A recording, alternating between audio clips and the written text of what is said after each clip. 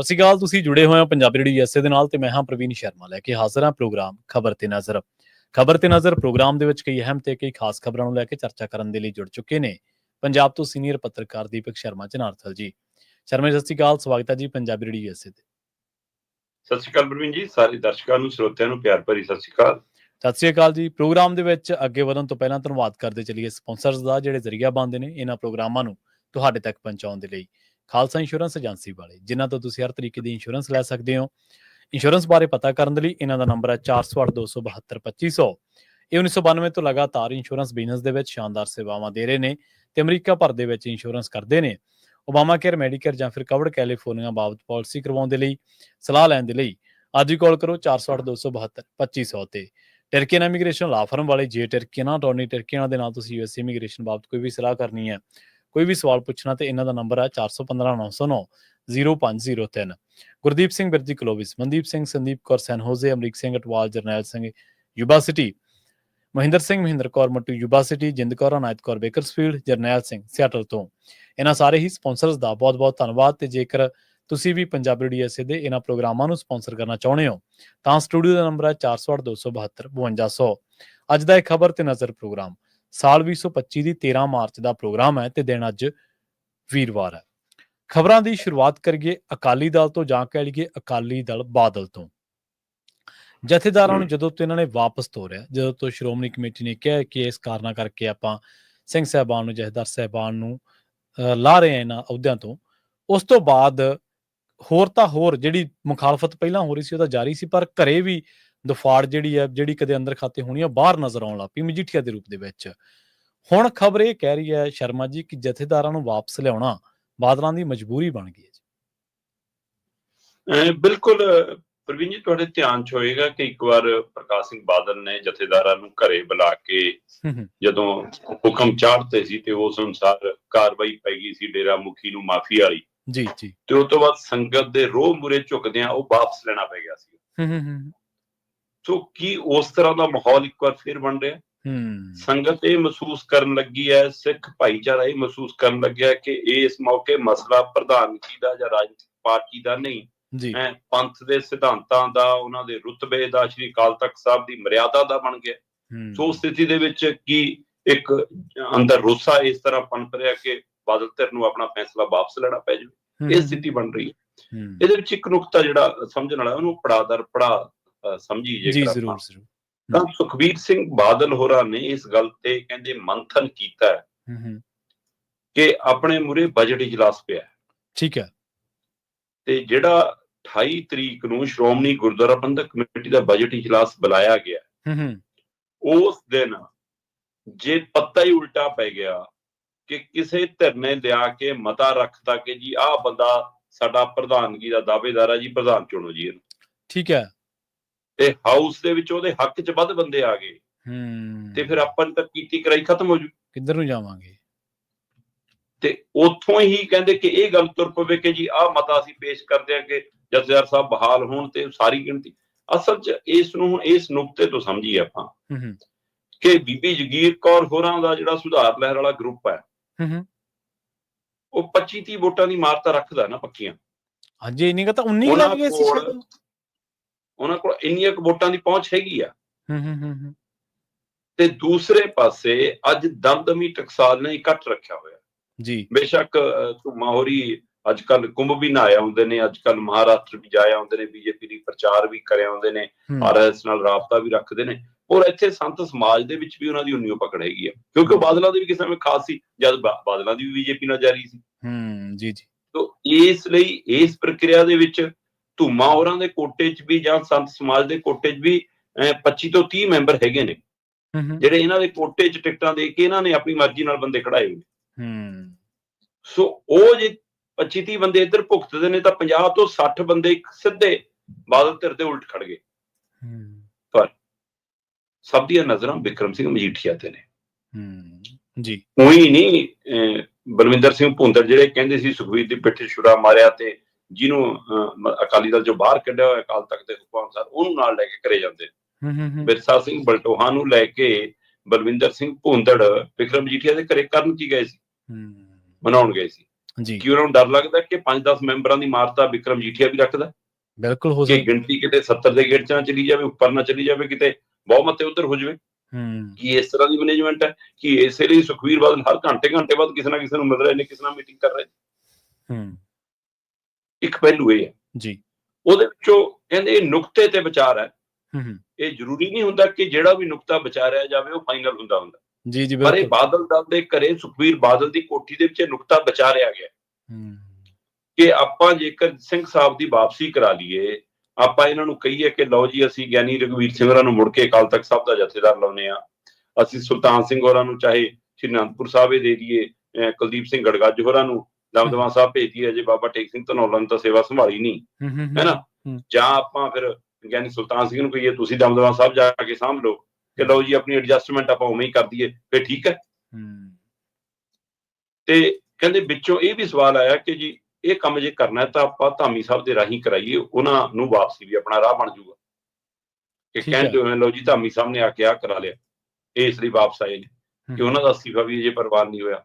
ਸੋ ਕਹਿੰਦੇ ਠੀਕ ਹੈ ਜੀ, ਇਹ ਵੀ ਗੱਲ ਤੇ ਜਦੋਂ ਕਹਿੰਦੇ ਕਈਆਂ ਦੇ ਚਿਹਰੇ ਜੇ ਖਿੜੇ ਤੇ ਵਿੱਚੋਂ ਇੱਕ ਨੇ ਕਿਹਾ, ਕਹਿੰਦੇ ਜੀ ਇਹ ਗੱਲ ਧਿਆਨ ਰੱਖਿਓ, ਜੇ ਧਾਮੀ ਸਾਹਿਬ ਵੀ ਆਏ ਤੇ ਜਥੇਦਾਰ ਵੀ ਵਾਪਸ ਆਏ, ਪਰ 7 ਮੈਂਬਰੀ ਕਮੇਟੀ ਵੀ ਨਾਲੇ ਵਾਪਸ ਆਊਗੀ। ਸਹੀ ਗੱਲ। ਫਿਰ ਕਹਿੰਦੇ ਫਿਰ ਚੁੱਪ ਹੋ ਗਈ।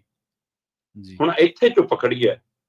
ਹੁਣ ਇਸ ਲਈ ਅੱਜ ਦਾ ਇਕੱਠ ਤੋਂ ਮਾਹਰਾਂ ਦਾ, ਉਸ ਇਕੱਠ 'ਚ ਹੁੰਦਾ ਕੋਈ ਫੈਸਲਾ ਤੇ ਉਹ ਤੋਂ ਬਾਅਦ ਵਿਕਰਮ ਮਜੀਠੀਆ ਦਾ ਅਗਲਾ ਰਿਐਕਸ਼ਨ ਤੇ ਐਕਸ਼ਨ, ਕਿਉਂਕਿ ਜਿਸ ਦਿਨ ਦੇ ਵਿਕਰਮ ਮਜੀਠੀਆ ਨੇ ਇਹ ਨੁਕਤਾ ਸਾਂਝਾ ਕੀਤਾ ਸੀਗਾ, ਉਸ ਦਿਨ ਤੋਂ ਇਹ ਅਜੇ ਤੱਕ ਸਪਸ਼ਟ ਨਹੀਂਗਾ ਕਿ ਕੀ ਉਹ ਸਿਰਫ ਜਥੇਦਾਰ ਵਾਲੇ ਮਸਲੇ ਦੇ ਉੱਤੇ ਨੇ ਜਾਂ ਉਹ 2 ਤਰੀਕ ਵਾਲੇ ਸਾਰੇ ਫੈਸਲਿਆਂ ਦੇ ਉੱਤੇ ਨੇ। ਉਹ 7 ਮੈਂਬਰੀ ਕਮੇਟੀ ਵੀ ਆਉਂਦੀ ਹੈ, 5 ਮੈਂਬਰੀ ਕਮੇਟੀ ਦੀ ਭਰਤੀ ਵੀ ਆਉਂਦੀ ਹੈ, ਕਿ ਉਹ ਸਾਰਿਆਂ ਦੇ ਸਹਿਮਤ ਨੇ, ਪਰ ਉਸ ਦਿਨ ਤੋਂ ਬਾਅਦ ਉਹ ਚੁੱਪ ਨੇ। ਤੇ ਇੱਧਰੋਂ ਬਲਵਿੰਦਰ ਸਿੰਘ ਭੁੰਦਰ ਦੇ ਰੂਪ 'ਚ ਇੱਕ ਪ੍ਰੈਸ ਨੋਟ ਤੋਂ ਬਾਅਦ ਬਾਦਲ ਧਿਰ ਵੀ ਚੁੱਪ ਹੈ, ਪਰ ਚੁੱਪਚਾਪ ਬੈਠਕਾਂ 'ਚ ਜਾ ਕੇ ਮਨਾਉਣ ਦੀਆਂ ਕੋਸ਼ਿਸ਼ਾਂ ਜਿਹਦੇ ਲਈ ਘਰੇ ਗਏ ਮਜੀਠੀਆ ਦੇ, ਪਰ ਮਜੀਠੀਆ ਸ਼ਹਿਰ 'ਚ ਸੀ, ਉਸ ਖੇਤਰ 'ਚ ਸੀ, ਮਿਲੇ ਨਹੀਂ ਉਹ ਤਾਂ ਵੀ, ਉਹਨਾਂ ਨੂੰ ਮੁਲਾਕਾਤ ਨਹੀਂ ਕੀਤੀ। ਇਸ ਲਈ ਬਾਦਲ ਦਲ ਦਾ ਫਿਕਰ ਹੈ ਤੇ ਤਾਂ ਹੀ ਕਹਿ ਰਹੇ ਨੇ ਕਿ ਵਿਕਰਮ ਮਜੀਠੀਆ ਨੂੰ ਮਨਾਉਣਾ ਤੇ ਤੂੰ ਮੈਨੂੰ ਧਿਆਉਣਾ ਬਾਦਲ ਦਲ ਦੀ ਮਜਬੂਰੀ ਬਣ ਗਿਆ, ਤੇ ਇਹ ਤੋਂ ਵੱਡੀ ਮਜਬੂਰੀ ਕੀ ਜਥੇਦਾਰ ਨੂੰ ਵਾਪਸ ਲਿਆਉਣਾ ਬਣ ਗਿਆ। ਤੇ ਪਰ ਇੱਕ ਪਹਿਲੂ ਇਹਦੇ ਨਾਲ ਇਹ ਵੀ ਖੜਾ ਹੈ ਕਿ ਜੇਕਰ ਇਹ ਸਾਰਾ ਕੁਝ ਮੈਨੇਜ ਨਾ ਹੋਇਆ, ਗੜਬੜ ਹੁੰਦੀ ਦਿਖੀ, ਤਾਂ ਹੋ ਸਕਦਾ ਕਿ 28 ਤਰੀਕ ਵਾਲੇ ਇਜਲਾਸ ਤੋਂ ਪਹਿਲਾਂ 17 ਤਰੀਕ ਵਾਲੇ ਦੇ ਵਿੱਚ ਕੋਈ ਅਜਿਹੀ ਕੋਸ਼ਿਸ਼ ਵੀ ਹੋਵੇ ਕਿ ਕੀ ਆਪਾਂ ਗਿਆਨੀ ਰਘਵੀਰ ਸਿੰਘ ਨੂੰ ਫਿਰ ਹੈੱਡ ਗ੍ਰੰਥੀ ਤੋਂ ਵੀ ਤੋੜ ਸਕਦੇ ਹਾਂ। ਸੋ ਇਹ ਸਾਰਾ ਕੁਝ ਵਿਚਾਰਿਆ ਜਾ ਰਿਹਾ, ਪਤਾ ਨਹੀਂ ਮਤਲਬ ਕਹਾਣੀ ਕਿੱਧਰ ਨੂੰ ਜਾਏਗੀ, ਪਰ ਪੰਥਕ ਧਿਰਾਂ ਦੇ ਵਿੱਚ ਨਵੀਂ ਫਿਕਰਮੰਦੀ ਹੈ ਔਰ ਅਕਾਲੀ ਦਲ ਲਈ ਨਵੀਂ ਚੁਣੌਤੀ ਹੈ, ਕਿਉਂਕਿ ਉਹਨਾਂ ਨੇ ਇੰਝ ਲੱਗਦਾ ਹੈ ਜਿਵੇਂ ਕੁਰਸੀ ਬਚਾਉਣ ਦੇ ਲਈ ਕੌਮ ਨੂੰ ਹੀ ਦਾਅ ਤੇ ਲਾ ਦਿੱਤਾ ਹੋਵੇ। ਹੁਣ ਉਹਨਾਂ ਲਈ ਮੁਸ਼ਕਲ ਹੈ। ਤੁਸੀਂ ਬੜੀ ਡਿਟੇਲ ਦੇ ਨਾਲ ਨਾ ਜਿਹੜਾ ਇਹ ਜੋ ਅੰਦਰ ਖਾਤੇ ਜਿਹੜੀਆਂ ਚੀਜ਼ਾਂ ਚੱਲ ਰਹੀਆਂ ਨੇ, ਤੇ ਜਿਵੇਂ ਡੈਮੇਜ ਕੰਟਰੋਲ ਦੀ ਜਦੋਂ ਤੁਸੀਂ ਗੱਲ ਕਰ ਰਹੇ ਸੀ ਵੀ ਜੇਕਰ ਐਂ ਹੋ ਗਿਆ ਤੇ ਫਿਰ ਤਾਂ ਵੀ ਹੋ ਜੂ, ਫਿਰ ਤਾਂ 7 ਮੈਂਬਰੀ ਕਮੇਟੀ ਦੇ ਵੀ ਹੋ ਜੂ, ਫਿਰ ਤਾਂ ਮਤਲਬ ਕਿ ਸਿਆਸੀ ਧਿਰਾਂ ਜਾਂ ਮਤਲਬ ਸਿਆਸੀ ਘਰਾਣੇ ਸ਼ਰਮਾ ਜੀ ਇਸ ਗੱਲ ਤੇ ਤਾਂ ਮੱਥਾ ਖਪਾਈ ਕਰਦੇ ਦਿਖੇ ਆ ਵੀ ਯਾਰ ਵਿਰੋਧੀਆਂ ਨੇ ਆਹ ਕਰਤਾ ਤੇ ਆਪਾਂ ਹੁਣ ਕੀ ਕਰੀਏ। ਮਤਲਬ ਇਹ ਅਕਾਲੀ ਦਲ ਅੱਜ ਜਿਹੜੇ ਮੋੜ ਤੇ ਖੜਾ ਉਹ ਕਿਸੇ ਨੇ ਨਹੀਂ ਕੀਤਾ, ਉਹ ਉਹਨਾਂ ਦੇ ਆਪਦੇ ਕੰਮਾਂ ਕਰਕੇ ਜਾਂ ਆਪਦੇ ਫੈਸਲਿਆਂ ਕਰਕੇ ਉਹ ਖੜਾ ਇਸ ਮੁਹਾਨ ਤੇ। ਕੀ ਵਾਪਸ ਮੁੜਦੇ ਨੇ ਤਾਂ ਵੀ ਕੰਮ ਔਖਾ ਹੈ, ਅੱਗੇ ਵੱਧਦੇ ਨੇ ਤਾਂ ਫਿਰ ਉਸ ਤੋਂ ਬਾਅਦ ਦਫਾੜ ਵੀ ਆਪਣੇ ਸਾਹਮਣੇ, ਜਿਹੜੀਆਂ ਗੱਲਾਂ ਤੁਸੀਂ ਕਹੀਆਂ ਨੇ ਜੀ। ਤੇ ਅਗਲੀ ਖਬਰ ਦੇ ਵੱਲ ਵਧੀਏ ਸ਼ਰਮਾ ਜੀ, ਗੱਲ ਕਰੀਏ ਕਾਂਗਰਸੀਆਂ ਦੀ, ਕਿਉਂਕਿ ਕਾਂਗਰਸੀ ਵੀ ਅੱਜ ਕੱਲ੍ਹ ਮੀਟਿੰਗਾਂ ਕਰ ਰਹੇ ਨੇ ਤੇ ਬੈਠਕ ਵਾਲੀ ਗੱਲ ਦੇ ਵਿੱਚ ਤੁਸੀਂ ਉਹ ਸਾਂਝੀ ਕੀਤੀ ਹੋਈ ਸੀ। ਦਿੱਲੀ ਜਾ ਕੇ ਕਹਿੰਦੇ ਲੜੇ ਵੀ ਤੇ ਭਿੜੇ ਵੀ ਗਏ ਤਾਂ ਰਿਪੋਰਟਾਂ ਦੇਣ ਸੀ, ਤੇ ਉੱਥੇ ਜਾ ਕੇ ਲੜਨ ਭਿੜਨ ਦਾ ਕੰਮ ਕਿਵੇਂ ਸ਼ੁਰੂ ਕਰ ਲਿਆ ਜੀ ਇਹਨਾਂ ਨੇ? ਨਹੀਂ, ਲੜਦੇ ਭਿੜਦੇ ਕਦ ਨਹੀਂ ਜਨਾਬ। ਹਾਂਜੀ, ਇਹ ਬਿਲਕੁਲ ਸਹੀ ਹੈ ਜੀ। ਇੰਨੇ ਮਤਲਬ ਇਹਨਾਂ 'ਚ ਗਰੁੱਪ ਨੇ, ਇੰਨੀਆਂ ਮਿਸਲਾਂ ਨੇ, ਇੰਨੀਆਂ ਵੰਡੀਆਂ ਨੇ, ਘਰਾਣੇ ਨੇ, ਹੈਨਾ, ਅੰਦਰ ਇੰਨੇ ਘਰਾਣੇ ਨੇ, ਇਹਨਾਂ ਦੇ ਅੰਦਰ ਦਿੱਲੀ ਦਾ ਕਿਹੜਾ ਲੀਡਰ ਬੋਲਦਾ ਹੈਨਾ, ਤੇ ਇਸ ਲਈ ਬਹੁਤ ਕਾਂਗਰਸ ਦੇ ਅੰਦਰ ਬਹੁਤ ਕਸਮਾਨ ਹੈ, ਔਰ ਇਹ ਕਸਮਾਨ ਇਕੱਲਾ ਸੂਬੇ 'ਚ ਨਹੀਂ ਪੂਰੇ ਮੁਲਕ 'ਚ ਹੈ। ਪੂਰੇ ਮੁਲਕ 'ਚ ਸਹੀ, ਆਪਣੀਆਂ ਗਲਤੀਆਂ ਵੀ, ਠੱਗੀਆਂ ਠੋਰੀਆਂ ਵੀ, ਤੇ ਆਪਣੀ ਧੌਂਸ ਵੀ, ਲੰਮਾ ਸਮਾਂ ਰਾਜ ਕਰਨ ਦਾ ਨਤੀਜਾ ਵੀ, ਹੈਨਾ। ਸੰਗਠਨ ਦੇ ਤੌਰ ਤੇ ਮਜ਼ਬੂਤ ਨਹੀਂ ਹੋਏ, ਵਿਅਕਤੀ ਤੌਰ ਤੇ ਆਪਣੇ ਆਪ ਨੂੰ ਮਜ਼ਬੂਤ ਸਮਝਣ ਲੱਗ ਪਏ, ਜਿਹਦਾ ਨਤੀਜਾ ਇਹ ਹਰਿਆਣਾ 'ਚ ਵੀ ਇਹਨਾਂ ਨੇ 2 ਵਾਰ ਭੋਗਿਆ, ਚਾਹੇ ਉਹਦੇ ਵਿੱਚ EVM ਦਾ ਵੀ ਯੋਗਦਾਨ ਹੋਵੇ, ਪਰ ਕੁਝ ਗਲਤੀਆਂ ਵੀ ਉਹ ਵੀ ਇਹਨਾਂ ਨੂੰ ਸਾਹਮਣੇ ਨਤੀਜੇ ਦਿਖਾਉਂਦੀਆਂ ਨੇ। ਸੋ ਉਹ ਗਲਤੀ ਪੰਜਾਬ 'ਚ ਨਾ ਹੋਵੇ, ਇਹਦੇ ਲਈ ਕਹਿੰਦੇ ਜੀ ਹੁਣ ਭੁਪੇਸ਼ ਬਘੇਲ ਦੀ ਜ਼ਿੰਮੇਵਾਰੀ ਲਾਈ ਹੈ ਕਿ ਜੋ ਸਾਡਾ ਗੁਜਰਾਤ 'ਚ ਹੋਇਆ, ਜੋ ਮਹਾਰਾਸ਼ਟਰ 'ਚ ਹੋਇਆ, ਜੋ ਹਰਿਆਣੇ 'ਚ ਹੋਇਆ ਹੈ ਨਾ, ਜਾਂ ਦਿੱਲੀ 'ਚ ਲਗਾਤਾਰ ਅਸੀਂ ਜਿਵੇਂ ਹਾਰ ਰਹੇ ਹਾਂ, ਕਿ ਉਹ ਕੰਮ ਪੰਜਾਬ 'ਚ ਨਾ ਹੋ ਜਾਵੇ। ਪੰਜਾਬ ਇਹ ਲੈ ਦੇ ਕੇ ਇਹਨਾਂ ਨੂੰ ਦਿਖਦਾ, ਪੰਜਾਬ ਇਹ ਲੈ ਦੇ ਕੇ ਆਮ ਆਦਮੀ ਪਾਰਟੀ ਨੂੰ ਦਿਖਦਾ ਹੈ ਨਾ, ਤੇ ਇਸ ਲਈ ਉਹ ਸਾਰਾ ਜ਼ੋਰ ਹੁਣ ਇਹਨਾਂ ਦਾ ਪੰਜਾਬ ਤੇ ਹੈ ਜੀ। ਤੇ ਇਸ ਲਈ ਇਹਨਾਂ ਨੇ ਇਸ ਵਾਰ ਤਰੀਕਾ ਵੀ ਆਮ ਆਦਮੀ ਪਾਰਟੀ ਵਾਲਾ ਅਪਣਾਇਆ। ਠੀਕ ਹੈ। ਪਹਿਲਾਂ ਤਾਂ ਇਹ ਸੀਗਾ ਕਿ ਜੀ ਹਾਈ ਕਮਾਂਡ ਦੇ ਮੂਹਰੇ ਰਿਪੋਰਟ ਰੱਖੀ ਜਾਣੀ ਹੈ ਜੀ, ਮਤਲਬ ਕਿ ਇਹਨਾਂ ਦੇ ਪ੍ਰਧਾਨ ਖੜਗੇ ਵੀ ਹੋਣਗੇ ਜੀ, ਰਾਹੁਲ ਗਾਂਧੀ ਵੀ ਮੀਟਿੰਗ ਲੈ ਸਕਦੇ ਜੀ, ਪ੍ਰਿਅੰਕਾ ਜੀ ਵੀ ਬੈਠ ਸਕਦੇ ਆ ਜੀ, ਹੈ ਬੜਾ ਕੁਛ ਸੀਗਾ। ਲੈ ਦੇ ਕੇ ਬੈਠਿਆ ਭੁਪੇਸ਼ ਬਘੇਲ। ਭਾਈ ਜੇ ਇਕੱਲੇ ਨਹੀਂ ਬੈਠਣਾ ਸੀ ਫਿਰ ਸਾਰੇ ਕਾਂਗਰਸੀ ਉੱਥੇ ਕੀ ਕਰਨਗੇ? ਫਿਰ ਉਹ ਇਕੱਲਾ ਇੱਥੇ ਆ ਜਾਂਦਾ। ਚੰਡੀਗੜ੍ਹ ਆਉਣਾ ਉਹਦੇ ਲਈ ਕਿੰਨਾ ਔਖਾ ਸੀ। ਰੇਲ ਗੱਡੀਆਂ ਬੜੀਆਂ ਆਉਂਦੀਆਂ ਨੇ, ਉਹ ਕਾਲੇ ਜਿਹੇ ਸ਼ੀਸ਼ੇ ਵਾਲੀਆਂ, ਉਹ 'ਚ ਆ ਜਾਂਦਾ, ਠੀਕ ਹੈ ਨਾ। ਨਹੀਂ ਤਾਂ ਫਿਰ ਫਲਾਈਟ ਬਥੇਰੀਆਂ ਉੱਡਦੀਆਂ ਨੇ, ਕੋਈ ਫਲਾਈਟ ਚੜ੍ਹ ਕੇ ਆ ਜਾਂਦਾ ਹੈ ਨਾ। ਆਪਣੀ ਗੱਡੀ ਲੈ ਕੇ ਆਉਣੀ, ਇੱਕ ਗੱਡੀ ਆਉਣੀ ਸੀ, ਇੱਥੇ ਹੁਣ ਕਿੰਨੀਆਂ ਗਈਆਂ ਨੇ। ਸੋ ਇਸ ਲਈ ਇਹ ਵਰਤਾਰਾ ਵੀ ਬਿਲਕੁਲ ਆਮ ਆਦਮੀ ਪਾਰਟੀ ਵਾਲਾ, ਜਿਵੇਂ ਉਹ ਉੱਥੇ ਕੇਜਰੀਵਾਲ ਹੋਣੀ ਬੁਲਾ ਕੇ ਮੀਟਿੰਗਾਂ ਕਰਦੇ ਨੇ, ਉਵੇਂ ਇਹਨਾਂ ਨੇ ਕੀਤਾ। ਚਲੋ ਜੀ, ਚੱਲ ਗਏ ਸਾਡੇ ਵਾਲੇ, ਮੌਜੂਦਾ MLA ਵੀ ਚੱਲ ਗਏ ਜੀ ਇਹਨਾਂ ਦੇ, ਸਾਬਕਾ ਮੁੱਖ ਮੰਤਰੀ, ਸਾਬਕਾ ਉਪ ਮੁੱਖ ਮੰਤਰੀ, ਮੌਜੂਦਾ ਵਿਰੋਧੀ ਧਿਰ ਦੇ ਲੀਡਰ ਵੀ, ਪ੍ਰਧਾਨ ਵੀ, ਸਾਬਕਾ MLA ਵੀ, ਸਾਬਕਾ ਮੰਤਰੀ ਵੀ, ਮੌਜੂਦਾ MP ਵੀ, ਖਾਸਾ ਤਾਮਝਾਮ ਇਕੱਠਾ ਕੀਤਾ। ਠੀਕ ਹੈ ਜੀ। ਤੇ ਜੀ ਕਹਿੰਦੇ ਬੈਠਕ ਸ਼ੁਰੂ ਹੋ ਗਈ, ਕਿਉਂਕਿ ਬੈਠਕ ਦੇ ਵਿੱਚ ਇੱਥੋਂ ਕਾਫੀ ਕੁਝ ਰਿਪੋਰਟ ਕਾਰਡ ਇਕੱਠਾ ਕਰਕੇ ਲੈ ਕੇ ਗਏ ਸੀ। ਉਹਨਾਂ ਨੂੰ ਪਤਾ ਸੀਗਾ ਕਿ ਇਹ ਲੀਡਰ ਘੱਟ ਆਏ ਨੇ, ਮੁੱਖ ਮੰਤਰੀ ਦੇ ਉਮੀਦਵਾਰ ਵੱਧ ਆਏ ਨੇ। ਸੋ ਇਸ ਲਈ ਜਦੋਂ 1 to 1 ਸ਼ੁਰੂ ਹੋਇਆ ਕਿ ਦੱਸੋ ਵੀ ਕਿੱਥੋਂ ਕਿਵੇਂ ਮਜ਼ਬੂਤ ਹੋ ਸਕਦੇ ਆਪਾਂ, ਕਿਹੜਾ ਬੂਥ ਆਪਣਾ ਕਮਜ਼ੋਰ ਹੈ, ਕਿਹੜੀ ਸੀਟ ਕਮਜ਼ੋਰ ਹੈ, ਕਿਹੜੇ ਲੀਡਰ ਨੂੰ ਕੀ ਕਰਨਾ ਚਾਹੀਦਾ, ਤੇ ਕਹਿੰਦੇ ਜੀ ਉੱਥੇ ਤਕਰਾਰ ਹੋ ਗਈ ਸ਼ੁਰੂ। ਅੱਛਾ। ਉੱਥੇ ਬਹਿਸ ਸ਼ੁਰੂ ਹੋ ਗਈ। ਹੁਣ ਪਹਿਲੀ ਨਜ਼ਰੇ ਪੰਜਾਬ ਨੂੰ ਇਹ ਲੱਗਦਾ ਕਿ ਵੀ ਤਾਜ਼ਾ ਮਾਮਲਾ ਹੋ ਕੇ ਹਟਿਆ ਸੁਖਪਾਲ ਸਿੰਘ ਖਹਿਰਾ। ਠੀਕ ਹੈ ਜੀ। ਤੇ ਸੁਖਪਾਲ ਸਿੰਘ ਖਹਿਰਾ ਜਿਸ ਤਰ੍ਹਾਂ ਦੀ ਉਹਨਾਂ ਨੇ ਵੀਡੀਓ ਪਾਈ ਆ, ਹੈ ਨਾ, ਉਹ ਮਤਲਬ ਕਿ ਸਿੱਧੀ ਰਾਣਾ ਗੁਰਜੀਤ ਤੇ ਨਿਸ਼ਾਨੇ ਬਿੰਦੀ ਆ। ਤੇ ਰਾਣਾ ਗੁਰਜੀਤ ਕੀ ਖਹਿਰਾ ਤੇ ਕੀ ਰਾਜਾ ਬੜਿੰਗ, ਜਿਹਨੂੰ ਕਹਿੰਦਾ ਮੈਂ ਪ੍ਰਧਾਨ ਨਹੀਂ ਮੰਨਦਾ, ਹੈ ਨਾ। ਤੇ ਇਸ ਲਈ ਮਤਲਬ ਕਿ ਉਹਨਾਂ 'ਚ ਤਰੱਕੀ ਹੋ ਸਕਦੀ ਹੈ। ਲੋਕਾਂ ਨੂੰ ਲੱਗਦਾ ਸੀ ਕਿ ਆਹ ਤਕੋਣਾ ਮੁਕਾਬਲਾ ਅੰਦਰ ਦੇਖਣ ਨੂੰ ਮਿਲ ਸਕਦਾ। ਸਹੀ ਹੈ। ਪਰ ਜਨਾਬ ਇਹਨਾਂ 'ਚ ਤਾਂ ਅੰਦਰ ਕਹਿੰਦੇ ਮਾੜੀ ਮੋਟੀ ਨੋਕ ਝੋਕ ਹੋਈ ਆ। ਠੀਕ ਹੈ। ਮਾੜੀ ਮੋਟੀ ਰਸਮੀ ਗੱਲਬਾਜੀ ਹੋਈ ਆ, ਇਹ ਰਿਦਮ 'ਚ ਰਹੇ ਨੇ ਬੰਦੇ। ਠੀਕ ਹੈ। ਪਰ ਜਿਹੜੀ ਸਿੱਧੀ, ਜਿਹਨੂੰ ਟਕਰਾ ਕਹਿੰਦੇ ਨੇ ਆਪਾਂ ਨੂੰ, ਤੂੰ ਮੈਂ ਕਹਿੰਦੇ ਆਪਾਂ, ਤਾਨੇ ਮਿਹਣੇ ਕਹਿੰਦੇ ਆ, ਉਹ ਜਿਹੜਾ ਸਿੱਧਾ ਕੰਮ ਚੱਲਿਆ ਸ਼ਬਦੀ ਬਾਣਾ ਦਾ, ਉਹ ਚੱਲਿਆ ਜੀ ਅਮਰਿੰਦਰ ਸਿੰਘ ਰਾਜਾ ਬੜਿੰਗ ਤੇ ਭਾਰਤ ਭੂਸ਼ਣ ਆਸ਼ੂ 'ਚ। ਠੀਕ ਆ। ਅੱਛਾ। ਉਹ ਚੱਲਿਆ ਜੀ ਸ਼ਮਸ਼ੇਰ ਸਿੰਘ ਦੁੱਲੋ ਤੇ ਚਰਨਜੀਤ ਸਿੰਘ ਚੰਨੀ 'ਚ ਜੀ। ਅਮਰਿੰਦਰ ਸਿੰਘ ਰਾਜਾ ਬੜਿੰਗ ਨੂੰ ਕਹਿੰਦੇ ਹੈ ਨਾ ਪੂਰੀ ਤਰ੍ਹਾਂ ਪੈ ਗਏ ਭਾਰਤ ਭੂਸ਼ਣ ਆਸ਼ੂ ਕਿ ਕਾਹਦਾ ਪ੍ਰਧਾਨ ਤੇ ਕਾਹਦਾ ਤੂੰ ਲੀਡਰ, ਜਦੋਂ ਮੈਨੂੰ ਅੰਦਰ ਡੱਕਿਆ ਤੂੰ ਤਾਂ ਬਾਹਰ ਹੀ ਨਿਕਲਿਆ, ਮੇਰੇ ਲਈ ਲੜਿਆ ਹੀ ਨਹੀਂ, ਮੇਰੇ ਲਈ ਖੜੇ ਹੀ ਨਹੀਂ, ਹੈ ਨਾ। ਇਹ ਗੱਲ ਤਾਂ ਵੈਸੇ ਸੁਖਪਾਲ ਖਹਿਰਾ ਦੇ ਮਨ 'ਚ ਵੀ ਉੱਠੀ ਰਹੀ ਹੋਣੀ ਕਿ ਮੇਰੇ ਲਈ ਕਿੰਨੀ ਖੜੀ ਹੈ ਕਾਂਗਰਸ। ਆਏ ਜੀ ਅਸੀਂ ਮਿਲਣ ਆਏ ਜੀ, ਸਾਨੂੰ ਮਿਲ ਨਹੀਂ ਤਾਂ ਚਲੋ ਜੀ ਮੁੜ ਗਏ ਜੀ ਕਹਿੰਦੇ। ਤੋ ਇਸ ਲਈ ਪਰ ਭਾਰਤ ਭੂਸ਼ਣ ਆਸ਼ੂ ਨੇ ਕਹਿੰਦੇ ਰੋਸਾ ਪਿਟਾਇਆ। ਅਸਲ 'ਚ ਜਦੋਂ ਅਮਰਿੰਦਰ ਸਿੰਘ ਰਾਜਾ ਬੜਿੰਗ ਉੱਥੇ ਚੋਣ ਲੜਨ ਗਿਆ ਸੀ, ਤਦ ਵੀ ਆਸ਼ੂ ਹੋਣੀ ਖੁੱਲ ਕੇ ਨਾਲ ਨਹੀਂ ਆਏ ਸੀ, ਕਾਫੀ ਸਮਾਂ ਬਾਅਦ ਬਾਹਰ ਆਏ। ਸੋ ਇਸ ਲਈ ਇੱਥੇ ਤਾਂ ਪੰਜਾਬ 'ਚ ਸਵਾਲ ਖੜੇ ਨੇ ਵੀ ਭਾਰਤ ਭੂਸ਼ਣ ਆਸ਼ੂ ਉਹਨਾਂ ਦੇ ਭ੍ਰਸ਼ਟਾਚਾਰੀ ਦਾ ਮਾਮਲਾ ਜੀ। ਤੇ ਉਧਰ ਕਹਿੰਦੇ ਕਿ ਕਾਂਗਰਸ ਨੂੰ ਇਹ ਲੱਗਦਾ ਕਿ ਲੈ ਵੀ ਇਹ ਸਾਡਾ ਲੀਡਰ ਦਮ ਵਾਲਾ ਵੀ ਅੰਦਰ ਵੀ ਜਾਇਆ, ਤਾਂ ਵੀ ਬੀਜੇਪੀ ਕਹਿੰਦੀ ਨਹੀਂ ਗਿਆ, ਟੁੱਟਿਆ ਨਹੀਂ। ਸਹੀ ਹੈ ਜੀ, ਬਿਲਕੁਲ।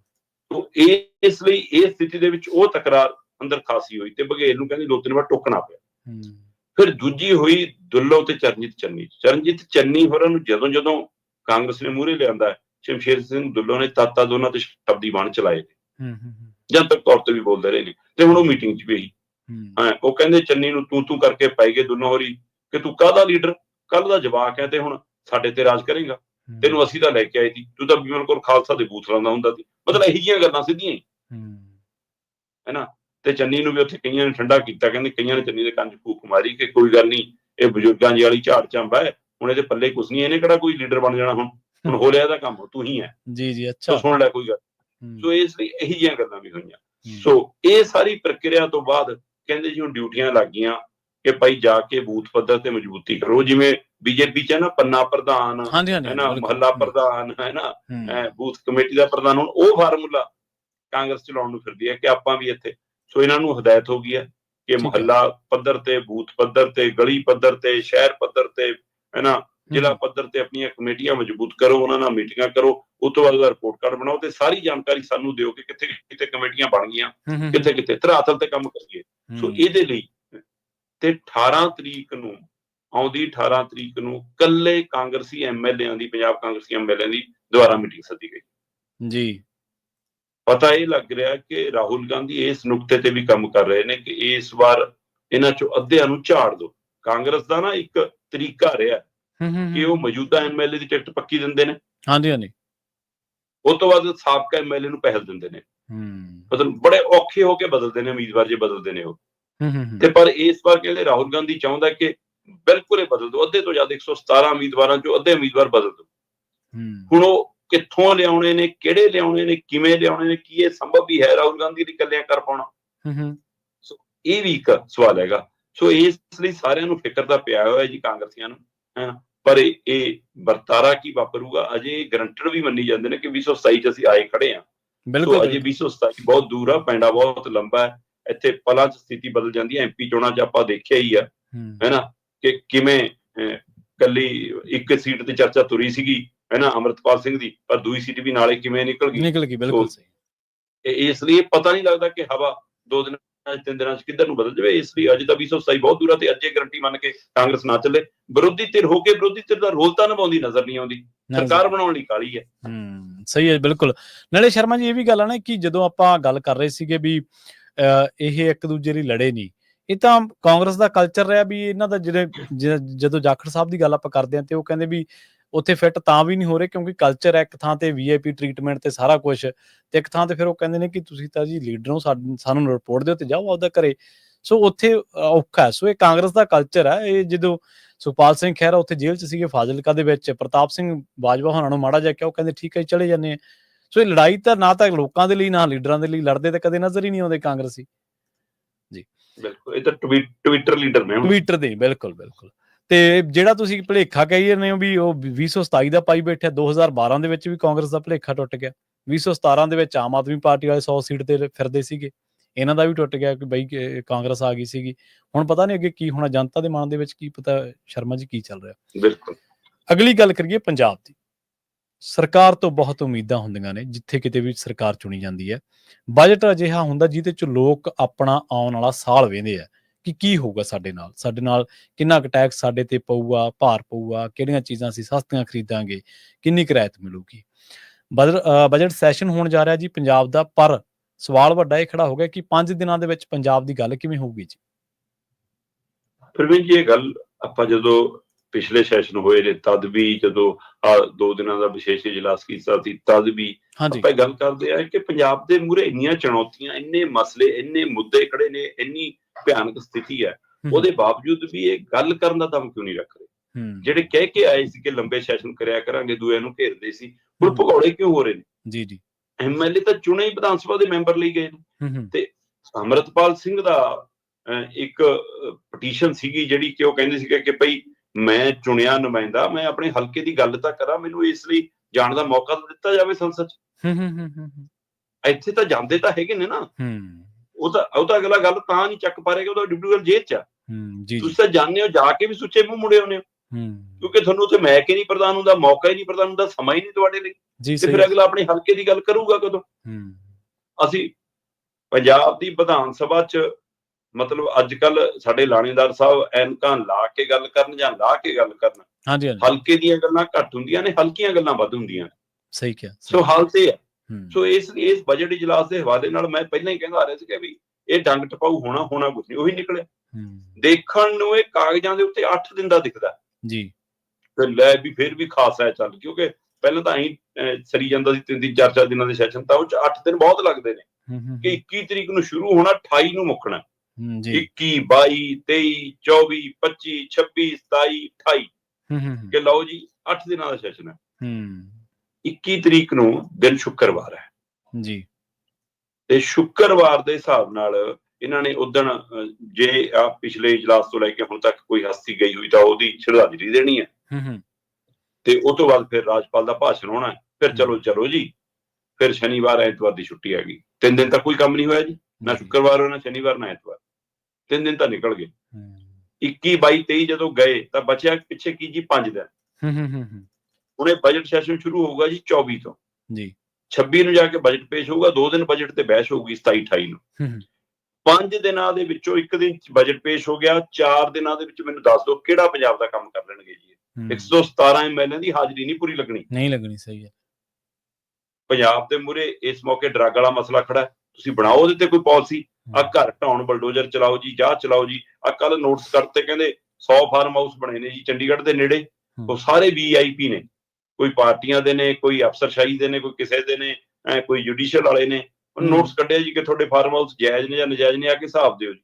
ਉਹ ਇਹੋ ਜਿਹੇ ਨੋਟਿਸ ਨਿਕਲਦੇ ਰਹਿੰਦੇ ਨੇ ਉਹਨਾਂ ਨੂੰ, ਤੇ ਤਾਂ ਵੀ ਉਹ ਜਵਾਬ ਦੇਣ ਨਹੀਂ ਆਉਂਦੇ। ਉਹਨਾਂ ਦੇ ਫੀਲੇ ਆਉਂਦੇ ਨੇ, ਕਿਸੇ ਦਾ ਵਕੀਲ ਆਉਂਦਾ, ਕਿਸੇ ਦਾ PA ਆਉਂਦਾ, ਕਿਸੇ ਦਾ ਕੋਈ ਹੋਰ ਅਧਿਕਾਰੀ ਆਉਂਦਾ ਜਵਾਬ ਦੇਣ। ਬਿਲਕੁਲ ਜੀ। ਤੇ ਬਲਡੋਜ਼ਰ ਭੇਜ ਦੋ ਨਾ, ਜਿਹੜੇ ਪੰਜਾਬ ਨੂੰ ਭੇਜ ਦਿਓ। ਇੱਧਰ ਨੂੰ ਕਿਉਂ ਨਹੀਂ ਗਏ ਬਲਡੋਜ਼ਰ? ਤਾਂ ਇੱਧਰ ਵੀ ਚੱਲਣੇ ਸੀ, ਕਿੱਥੇ ਗਏ ਬਲਡੋਜ਼ਰ? ਸੋ ਇਸ ਲਈ ਉਸੇ ਤਰ੍ਹਾਂ ਪੰਜਾਬ ਦੇ ਨਸ਼ਿਆਂ ਨੂੰ ਲੈ ਕੇ ਨੀਤੀ ਦਾ ਕੋਈ ਰਾਹ ਨਹੀਂ, ਕਿਸਾਨੀ ਨੂੰ ਲੈ ਕੇ ਕੋਈ ਨੀਤੀ ਦਾ ਰਾਹ ਨਹੀਂ, ਪੰਜਾਬ ਦੇ ਛੋਟੇ ਦੁਕਾਨਦਾਰ ਦਾ ਕੋਈ ਹਿੱਲਾ ਵਸੀਲਾ ਕਰਨ ਲਈ ਤੁਹਾਡੇ ਕੋਲ ਰਾਹ ਨਹੀਂ, ਪੰਜਾਬ ਦਾ ਕਰਜ਼ਾ ਤੁਹਾਡੇ ਕੋਲ ਫਰਵਰੀ ਮਹੀਨੇ 'ਚ ਮਿਆਦ ਮੁੱਕ ਗਈ ਕਰਜ਼ਾ ਲੈਣ ਦੀ, ਆ ਮਾਰਚ ਮਹੀਨਾ ਲੰਘਾਉਣਾ ਔਖਾ ਹੋਇਆ ਪਿਆ ਤੁਹਾਨੂੰ ਕਿ ਕਿਵੇਂ ਟਪਾਉਣਾ ਹੈ ਨਾ। ਉਹ ਤੋਂ ਬਾਅਦ ਕੇਂਦਰ ਸਾਡੇ ਫੰਡ ਨਹੀਂ ਜਾਰੀ ਕਰਦਾ, ਰੁਜ਼ਗਾਰ ਬੇਰੁਜ਼ਗਾਰੀ ਵਾਲਾ ਮਸਲਾ ਬਣਿਆ ਹੋਇਆ, ਪ੍ਰਵਾਸ ਵਾਪਸ ਆਉਣ ਦਾ ਤੇ ਇੱਥੇ ਪ੍ਰਵਾਸੀਆਂ ਦੀ ਵੱਡੀ ਗਿਣਤੀ ਦਾ ਇੱਕ ਮਸਲਾ ਬਣਿਆ ਹੋਇਆ। ਕਿੰਨੇ ਤਰ੍ਹਾਂ ਦੇ ਮੁੱਦੇ ਪੰਜਾਬ ਮੂਹਰੇ ਖੜੇ ਨੇ। ਪਾਣੀਆਂ ਦਾ ਮੁੱਦਾ ਆਪਣੇ ਆਪ 'ਚ ਮਸਲਾ ਇੱਕ ਹੈ ਨਾ। ਸੋ ਇਹ ਸਾਰੀ ਸਥਿਤੀ ਨਾਲ ਨਜਿੱਠਣ ਲਈ ਕੋਈ ਨੀਤੀ ਘੜਦੇ, ਕਦੇ ਉਹਦੇ ਉੱਪਰ ਚਰਚਾ ਕਰਦੇ, ਕਦੇ ਮੰਥਨ ਕਰਦੇ। ਚੁਟਕਲੇ ਸੁਣਾਉਣ ਲਈ ਨਹੀਂ ਆ ਵਿਧਾਨ ਸਭਾ, ਤੰਜ ਕੱਸਣ ਲਈ ਨਹੀਂ ਆ ਵਿਧਾਨ ਸਭਾ, ਮੰਥਨ ਕਰਨ ਲਈ ਹੈ, ਤੇ ਉਹਦੇ ਤੇ ਕੁਛ ਹੁੰਦਾ ਹੀ ਨਹੀਂ। ਸੋ 5 ਦਿਨਾਂ ਦਾ ਡਰਾਮਾ ਹੋਊਗਾ। ਸਾਡਾ ਗਵਾਂਢੀ ਸੂਬਾ ਹਰਿਆਣੇ 'ਚ 90 MLA ਨੇ, ਹਾਂਜੀ, ਤੇ ਸਾਡੇ ਕੋਲ 117 ਨੇ। ਉਹ 90 MLA ਵਾਲੀ ਵਿਧਾਨ ਸਭਾ 7 ਮਾਰਚ ਤੋਂ ਲੈ ਕੇ 28 ਮਾਰਚ ਤੱਕ ਬਜਟ ਇਜਲਾਸ ਚਲਾ ਰਹੀ ਹੈ। 7 ਤਰੀਕ ਤੋਂ ਚੱਲ ਰਿਹਾ ਉਹਨਾਂ ਦਾ ਜੀ, ਤੇ ਸਾਡਾ 21 ਨੂੰ ਚੱਲ ਕੇ 28 ਨੂੰ ਮੁੱਕ ਜਾਣਾ, ਤੇ ਉਹਦੇ ਵਿੱਚੋਂ ਵੀ 3 ਦਿਨ ਹੀ ਲੰਘਣੇ ਜੀ। ਬਿਲਕੁਲ। ਉਧਰ ਕਹਿੰਦੇ ਅੰਗਰੇਜ਼ੀ ਦੇ ਮੋਹ ਕਰਕੇ ਮੁੱਖ ਸਕੱਤਰ ਨੂੰ ਜਿਹੜਾ ਭਾਸ਼ਾ ਵਿਭਾਗ ਦੇ ਚੇਅਰਮੈਨ ਸੀਗੇ ਉਹਨਾਂ ਨੂੰ ਤਾੜਨਾ ਕਰਨੀ ਪਈ ਜੀ। ਬਿਲਕੁਲ ਜੀ। ਭਾਸ਼ਾ ਵਿਭਾਗ ਦੇ ਚੇਅਰਮੈਨ ਜਸਵੰਤ ਜਫਰ ਲਗਾਤਾਰ 2-3 ਦਿਨਾਂ ਤੋਂ ਚਰਚਾ 'ਚ ਨੇ। ਪਹਿਲਾਂ ਪਦਮ ਸ਼੍ਰੀ ਸੁਰਜੀਤ ਪਾਤਰ ਹੋਰਾਂ ਦੇ ਨਾਂ ਦੇ ਉੱਤੇ ਜਿਹੜਾ ਨੌਜਵਾਨ ਸਾਹਿਤਕਾਰ ਪੁਰਸਕਾਰ ਸ਼ੁਰੂ ਹੋਇਆ, ਉਹ ਵੀ ਉਹਨਾਂ ਦੀ ਦੇਖ ਰੇਖ ਹੇਠ ਹੀ ਚੱਲ ਰਿਹਾ। ਸੋ ਬੇਸ਼ੱਕ ਮੁੱਖ ਮੰਤਰੀ ਦੇ ਨਾਂ ਦੇ ਉੱਤੇ ਉਹ ਹਵਾਲੇ ਨਾਲ ਆਇਆ, ਸੋ ਉਹ 'ਚ ਵੀ ਉਹਨਾਂ ਦੀ ਭੂਮਿਕਾ। ਹੁਣ ਆ ਜੀ ਜਿਹੜੇ ਮੁੱਖ ਸਕੱਤਰ ਨੇ ਪੰਜਾਬ ਦੇ, ਉਹਨਾਂ ਨੇ ਲੰਘੇ ਦਿਨਾਂ ਦੇ ਵਿੱਚ ਇੱਕ ਆਰਡਰ ਜਾਰੀ ਕੀਤੇ ਜੀ ਬਦਲੀਆਂ ਦੇ। ਉਹ ਬਦਲੀਆਂ ਦੇ ਹੁਕਮ 43 IAS PCS ਅਫਸਰ ਬਦਲੇ ਜੀ 3 ਮਾਰਚ ਦੇ ਨੇੜੇ ਦੀ ਗੱਲ ਹੈ। ਠੀਕ ਹੈ ਜੀ। ਤੇ ਉਹ ਜਦੋਂ ਬਦਲੇ ਤਾਂ ਉਹ ਆਦੇਸ਼ ਬਦਲਣ ਦੇ ਹੁਕਮ ਜਾਰੀ ਜਿਹੜੇ ਹੋਏ, ਉਹ ਅੰਗਰੇਜ਼ੀ 'ਚ ਚਿੱਠੀ ਜਾਰੀ ਹੋਈ।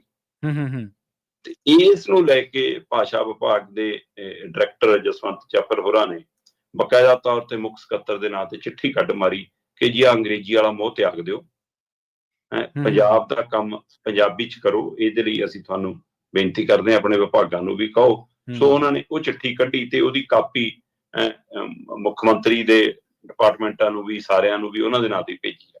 ਸੋ ਇੱਕ ਚੰਗੀ ਪਹਿਲ ਕਦਮੀ। ਅੱਜ ਤੋਂ ਪਹਿਲਾਂ ਮੈਨੂੰ ਨਹੀਂ ਲੱਗਦਾ ਕਦੇ ਭਾਸ਼ਾ ਵਿਭਾਗ ਨੇ ਐਡੇ ਵੱਡੇ ਅਧਿਕਾਰੀ ਨੂੰ ਕਦੇ ਤਾੜਨਾ ਰੂਪੀ ਕੋਈ ਚਿੱਠੀ ਲਿਖੀ ਹੋਵੇ, ਜਵਾਬਦੇਹੀ ਉਹਦੀ ਕੋਈ ਤੈਅ ਕੀਤੀ ਹੋਵੇ। ਸੋ ਇੱਕ ਕਾਬਲੇ ਤਾਰੀਫ ਹੈ। ਹੋ ਸਕਦਾ ਹੈ ਜਸਵੰਤ ਜਫਰ ਹੋਰਾਂ ਨੂੰ ਥਾਪੜਾ ਹੋਵੇ ਮੁੱਖ ਮੰਤਰੀ ਸਾਹਿਬ ਦਾ ਕਿ ਬਿਲਕੁਲ ਜੀ ਕਰੋ ਕੰਮ, ਜਾਂ ਹੋ ਸਕਦਾ ਜਸਵੰਤ ਸਿੰਘ ਜਫਰ ਨੂੰ ਕੁਰਸੀ ਛੱਡਣੀ ਚਾਹੁੰਦੇ ਹੋਣ, ਹੈ ਨਾ। ਸੋ ਕੁਝ ਵੀ ਹੋ ਸਕਦਾ, ਪਰ ਉਹਨਾਂ ਨੇ ਇੱਕ ਜਜ਼ਬਾ ਦਿਖਾਇਆ। ਉਹਨਾਂ ਨੇ ਦਿਖਾਇਆ ਕਿ ਮੈਂ ਜਿਸ ਸਾਹਿਤ ਦੇ ਖੇਤਰ 'ਚ ਆਉਣਾ ਹੈ, ਜਿਸ ਸ਼ਬਦਾਂ ਦੇ ਵਣਜਾਰੇ ਵਜੋਂ ਮੈਨੂੰ ਜਾਣਿਆ ਜਾਂਦਾ, ਮੈਂ ਉਹ ਆਪਣਾ ਹੋਕਾ ਤਾਂ ਦੇਵਾਂ। ਸੋ ਉਹਨਾਂ ਨੇ ਹੋਕਾ ਦਿੱਤਾ, ਇਹ ਉਹਨਾਂ ਦੀ ਕਾਬਲੇ ਤਾਰੀਫ ਹੈ। ਦੂਸਰੇ ਪਾਸੇ ਮੈਨੂੰ ਅੱਜ ਵੀ ਚੇਤੇ ਹੈ, ਸ਼ਾਇਦ ਮੈਂ ਪਹਿਲਾਂ ਵੀ ਕਦੇ ਗੱਲ ਕੀਤੀ ਹੋਵੇ, ਇੱਕ ਵਾਰ ਪੰਜਾਬ ਵਿਧਾਨ ਸਭਾ ਦੇ ਸਪੀਕਰ ਹੋਰਾਂ ਨੇ ਪੰਜਾਬੀ ਭਾਸ਼ਾ ਦੇ ਮਸਲਿਆਂ ਨੂੰ ਲੈ ਕੇ ਮੀਟਿੰਗ ਬੁਲਾਈ ਸੀ। ਹਾਂਜੀ। ਤੇ ਉੱਥੇ ਸਾਡੇ ਮੂਹਰੇ ਰਜਿਸਟਰ ਆ ਗਿਆ, ਤੇ ਉਹ ਰਜਿਸਟਰ ਖੋਹ ਕੇ ਲਿਜਾਣਾ ਪਿਆ। ਜਦੋਂ 2 ਜਣਿਆਂ ਕੋਲੋਂ ਗਿਆ ਕੇ ਦੇਖਿਆ, ਤੇ ਉੱਥੇ ਸਾਰੇ ਜਿੰਨੇ ਸਾਡੇ ਵਰਗੇ ਸੱਦੇ ਸੀ, ਉਹਨਾਂ ਸਾਰਿਆਂ ਦੇ ਨਾਂ ਅੰਗਰੇਜ਼ੀ 'ਚ ਲਿਖ ਕੇ ਲਿਆਏ ਸੀ ਹਾਜ਼ਰੀ ਲਾਉਣ ਲਈ। ਪੰਜਾਬੀ ਦੇ ਮਸਲੇ ਦੀ ਮੀਟਿੰਗ ਹੈ। ਤੇ ਮੈਂ ਉਸ ਬੈਠਕ 'ਚ ਦੱਸਿਆ ਵੀ ਫਿਰ ਸਪੀਕਰ ਸਾਹਿਬ ਨੂੰ, ਮੈਂ ਸਪੀਕਰ ਸਾਹਿਬ, ਤੁਹਾਡੀ ਸਰਕਾਰ ਦੇ ਹੁਕਮਾਂ ਤੇ ਹੈ ਨਾ DCਆਂ ਨੂੰ ਚਿੱਠੀ ਕੱਢੀ ਗਈ ਕਿ ਜੀ ਪੰਜਾਬ ਸਰਕਾਰ ਨੇ ਫੈਸਲਾ ਕੀਤਾ ਕਿ ਪੰਜਾਬ ਦੇ ਸਾਰੇ ਸਰਕਾਰੀ ਦਫ਼ਤਰਾਂ 'ਚ ਕੰਮ ਪੰਜਾਬੀ 'ਚ ਹੋਊਗਾ। ਮੈਂ ਜੀ ਬੜਾ ਚੰਗਾ ਉਪਰਾਲਾ ਕੀਤਾ ਤੁਸੀਂ, ਧੰਨਵਾਦ ਜੀ ਜੀ। ਪਰ ਪੰਜਾਬੀ 'ਚ ਕੰਮ ਕਰਨ ਦੇ ਹੁਕਮ ਵਾਲੀ ਚਿੱਠੀ ਅੰਗਰੇਜ਼ੀ 'ਚ ਕੱਢੀ, DCਆਂ ਨੂੰ ਚਿੱਠੀ ਅੰਗਰੇਜ਼ੀ 'ਚ ਭੇਜੀ। ਸੋ ਫਿਰ ਕਿੱਥੇ ਆ ਪੰਜਾਬੀ ਪ੍ਰਤੀ ਚੰਗਾ ਉਪਰਾਲਾ ਕਰ ਰਹੇ ਹੋ? ਸਹੀ, ਬਿਲਕੁਲ ਸਹੀ। ਤੋ ਇਸ ਲਈ ਇਹ ਚਿੱਠੀ ਕੀ ਅਖਬਾਰਾਂ ਦੀ ਸੁਰਖੀਆਂ ਤੱਕ ਰਹਿ ਜਾਏਗੀ ਭਾਸ਼ਾ ਵਿਭਾਗ ਦੇ ਮੁਖੀ ਦੀ, ਜਾਂ ਆਉਣ ਵਾਲੇ ਅਗਲੇ ਸਾਰੇ ਕੰਮ ਪੰਜਾਬੀ? ਜਨਾਬ, ਪੰਜਾਬ ਦੇ ਮੁੱਖ ਮੰਤਰੀ ਸਾਹਿਬ ਨੇ ਬਾਹਾਂ ਖੜੀਆਂ ਕਰਕੇ ਹੁਕਮ ਚਾੜਿਆ ਸੀ ਕਿ ਪੰਜਾਬ ਦਾ ਚਾਹੇ ਸਰਕਾਰੀ ਹੈ, ਚਾਹੇ ਪ੍ਰਾਈਵੇਟ ਹੈ, ਚਾਹੇ ਦੁਕਾਨਦਾਰ ਹੈ, ਚਾਹੇ ਬੜਾ ਵਪਾਰੀ ਹੈ, ਚਾਹੇ ਕਾਰੋਬਾਰੀ ਹੈ, ਚਾਹੇ ਸ਼ੋਰੂਮ ਵਾਲਾ ਤੇ ਚਾਹੇ ਫੜੀ ਵਾਲਾ, ਹਰੇਕ ਦੀ ਤਖਤੀ ਦੇ ਉੱਤੇ ਮਾਂ ਬੋਲੀ ਪੰਜਾਬੀ 'ਚ ਉਹਨਾਂ ਦਾ ਨਾਮ ਹੋਣਾ ਚਾਹੀਦਾ। ਇੰਨੀ ਤਰੀਕ ਤੱਕ ਹੁਕਮ ਆ ਦੇਤਾ ਜੀ ਅਸੀਂ, ਫਰਵਰੀ ਤੱਕ ਦਾ ਹੁਕਮ। ਉਹ ਤੋਂ ਬਾਅਦ 2 ਫਰਵਰੀਆਂ ਲੰਘ ਲੀਆਂ ਭਾਈ, ਕਿੱਥੇ ਗਿਆ ਜੀ? ਕਿੰਨਿਆਂ ਤੇ ਕਾਰਵਾਈ ਹੋ ਗਈ, ਕਿੰਨਿਆਂ ਨੂੰ ਜੁਰਮਾਨਾ ਹੋ ਗਿਆ, ਕਿੰਨਿਆਂ ਦੇ ਵੋਟ ਚੈੱਕ ਹੋ ਗਏ?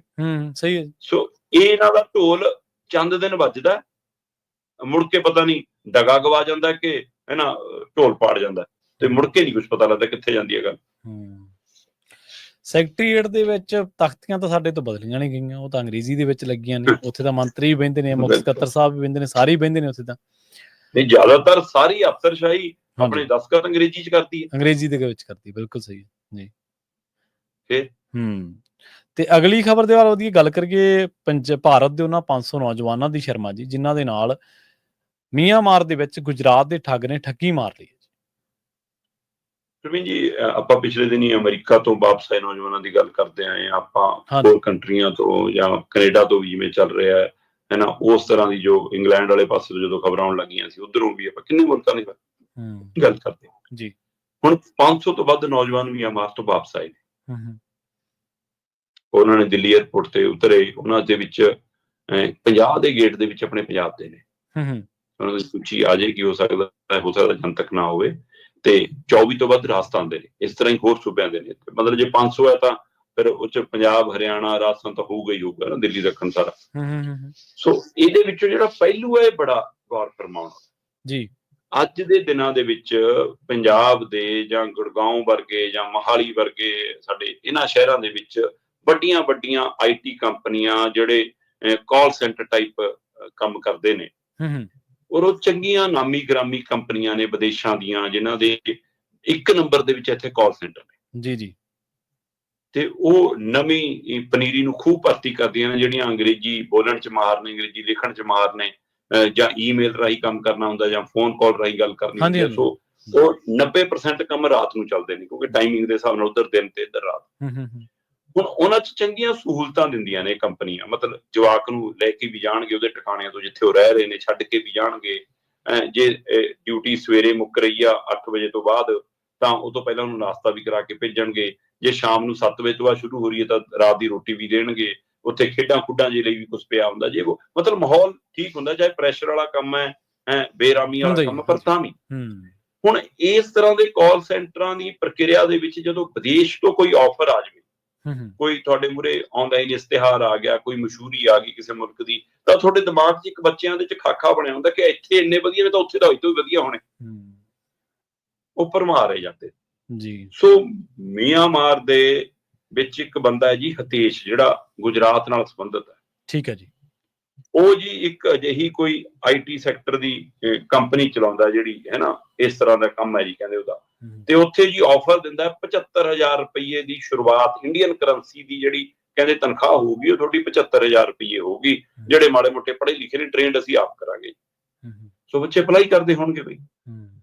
ਸੋ ਉਸ ਅਪਲਾਈ ਦੇ ਵਿੱਚ ਉਹਨਾਂ ਨੂੰ ਫਿਰ ਟਿਕਟਾਂ ਆਉਂਦੀਆਂ ਨੇ ਥਾਈਲੈਂਡ ਤੋਂ, ਤੇ ਉਹ ਥਾਈਲੈਂਡ ਦੀਆਂ ਟਿਕਟਾਂ ਲੈ ਕੇ ਥਾਈਲੈਂਡ ਅੱਪੜਦੇ ਨੇ। ਜਦੋਂ ਉੱਥੋਂ ਫਿਰ ਉਹਨਾਂ ਨੂੰ ਸੜਕ ਰਸਤੇ ਮਿਆਂਮਾਰ ਲਿਜਾਇਆ ਜਾਂਦਾ। ਠੀਕ ਹੈ ਜੀ। ਤੇ ਹੱਦ ਪਾਰ ਕਰਨ ਤੋਂ ਬਾਅਦ ਉਹਨਾਂ ਨੂੰ ਤਦੇ ਪਤਾ ਲੱਗ ਜਾਂਦਾ ਜਦੋਂ ਗੱਡੀ ਜੰਗਲਾਂ 'ਚ ਮੁੜ ਜਾਂਦੀ ਹੈ। ਤੇ ਜੰਗਲਾਂ ਦੇ ਵਿੱਚ ਇੱਕ ਇਮਾਰਤ ਬਣੀ ਹੈ, ਉੱਥੇ ਜਾ ਕੇ ਉਹ ਬਦੂਆ ਮਜ਼ਦੂਰ ਬਣਾ ਲਏ ਜਾਂਦੇ ਨੇ। ਕੰਮ ਉਹਨਾਂ ਤੋਂ ਇਹੀ ਲਿਆ ਜਾਂਦਾ IT ਵਾਲਾ ਜੀ ਜੀ, ਪਰ ਖਾਣਾ ਪੀਣਾ ਜੋ ਮਿਲੂ ਉਹੀ ਜਿਹੀ ਆ, ਕਿਸੇ ਲਈ ਵੱਖਰਾ ਨਹੀਂ। ਕਿਸੇ ਦਾ ਵਰਤ ਤਿਉਹਾਰ ਹੈ, ਕਿਸੇ ਦਾ ਕੋਈ ਵੈਜ ਖਾਂਦਾ ਨਹੀਂ ਖਾਂਦਾ, ਆਹੀ ਜੋ ਨੌਨ ਵੈਜ ਬਣਿਆ ਖਾਓ, ਨਹੀਂ ਭੁੱਖੇ ਮਰੋ, ਨਹੀਂ ਛਿੱਤਰ ਖਾਓ, ਇਹੀ ਸਥਿਤੀ ਆ ਉੱਥੇ ਜੀ। ਅੱਛਾ। ਉਹ ਤੋਂ ਬਾਅਦ ਕਿਹੜੀ 75,000 ਦੀ ਤਨਖਾਹ ਤੇ ਕਿਹੜਾ ਕੀ 87 ਲੱਖ ਦੀ ਠੱਗੀ ਪਿੱਛੇ 7 ਲੱਖ ਦਾ ਇਨਸੈਂਟਿਵ। ਅੱਛਾ। ਇਹ ਆਫਰ ਨਾਲ ਕੰਮ ਕਰਾਇਆ ਜਾਂਦਾ। ਪਤਾ ਨਹੀਂ 7 ਲੱਖ ਵੀ ਮਿਲਦਾ ਜਾਂ ਨਹੀਂ ਮਿਲਦਾ। ਉਹ ਚੋਂ ਵੀ ਕਹਿੰਦੇ 25% ਦੀ ਕਟੌਤੀ ਹੋਊਗੀ ਜੀ, ਉਹ ਸਾਲ ਬਾਅਦ ਇਕੱਠਾ ਮਿਲੂਗਾ ਜਦੋਂ ਛੁੱਟੀ ਭੇਜਾਂਗੇ ਜੀ, ਫਲਾਣਾ ਭੇਜਾਂਗੇ। ਇਹੋ ਜਿਹੇ ਢੰਗ ਤਰੀਕਿਆਂ ਨਾਲ ਮਤਲਬ ਉਸ ਬਿਲਡਿੰਗ ਚੋਂ ਕੈਦ ਹੋ ਕੇ ਰਹਿ ਜਾਂਦੇ ਨੇ, ਔਰ ਉਹਨਾਂ ਨੂੰ ਠੱਗੀਆਂ ਦੇ ਗੁਰ ਸਿਖਾ ਕੇ ਉਹਨਾਂ ਤੋਂ ਠੱਗੀਆਂ ਮਰਵਾਈਆਂ ਜਾਂਦੀਆਂ।